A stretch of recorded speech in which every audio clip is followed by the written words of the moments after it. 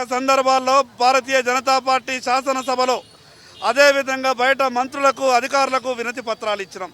ఈ ప్రభుత్వం అధికారంలోకి రాకముందు అనేకమైనటువంటి హామీలు ఇచ్చింది దివ్యాంగుల కొరకు. వాటిని వెంటనే అమలు చేయాలని ఎన్ని విజ్ఞాపన పత్రాలు ఇచ్చినా కూడా ప్రభుత్వం పట్టించుకోలేదు.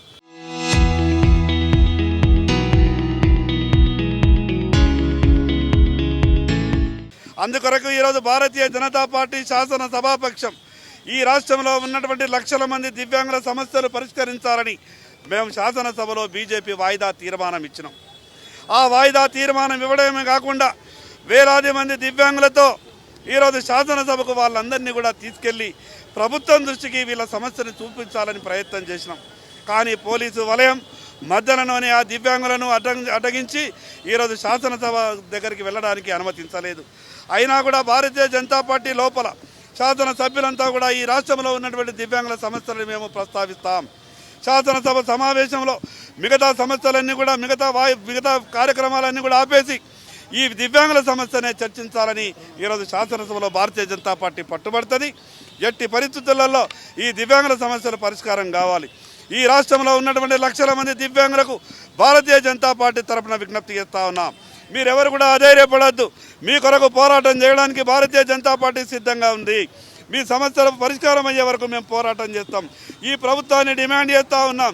ఏ వర్గానికి సంబంధించిన సమస్య పరిష్కారం చేయలేదు, కనీసం మానవతా దృక్పథంతోనైనా సరే ఈ దివ్యాంగుల సమస్యలు పరిష్కారం చేయాలని భారతీయ జనతా పార్టీ డిమాండ్ చేస్తున్నది.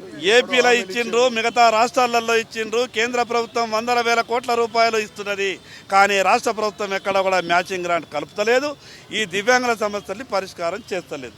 అందుకే వీళ్ళ కళ్ళు తెరిపించాలనే దివ్యాంగులతో ఈరోజు శాసనసభకు బయలుదేరినాం. భారతీయ జనతా పార్టీ వారందరినీ కూడా తీసుకొని అసెంబ్లీకి తీసుకెళ్తుంటే ఈ పోలీస్ వలయం మొత్తం కూడా అడ్డుకున్నది. ముఖ్యంగా దివ్యాంగులకు ఇచ్చిన మీ హామీలు ఏదైతే 4,000 రూపాయలది 6,000 రూపాయలు మర్చిపోయినరు. ఏదైతే కొత్త దివ్యాంగులకు పెన్షన్లు లేవు, వారికి సర్టిఫికెట్లు ఉన్నాయి. మీరు ఉచితంగా బస్సు ఇస్తూ ఉన్నారు, పక్క రాష్ట్రం ఆంధ్రప్రదేశ్లో ఇస్తూ ఉన్నారు. బ్యాక్లాగ్ దివ్యాంగులకు జాబులు ఇస్తా అని చెప్పిండ్రు. అదేవిధంగా ఇందిరామీన్లు ఉచితంగా ఇస్తా అని చెప్పిండ్రు.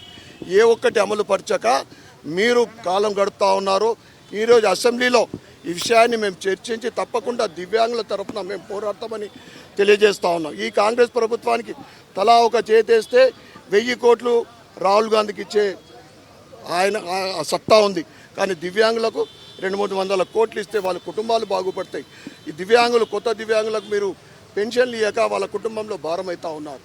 మేము భారతీయ జనతా పార్టీ తరఫు నుండి దివ్యాంగులందరినీ కోరుతా ఉన్నాం, మీరు మనోధైర్యాన్ని కోల్పోవద్దు. మీ తరఫు నుండి పోరాడడానికి భారతీయ జనతా పార్టీ ఎప్పుడు కూడా సిద్ధంగా ఉందని తెలియజేస్తా ఉన్నాం.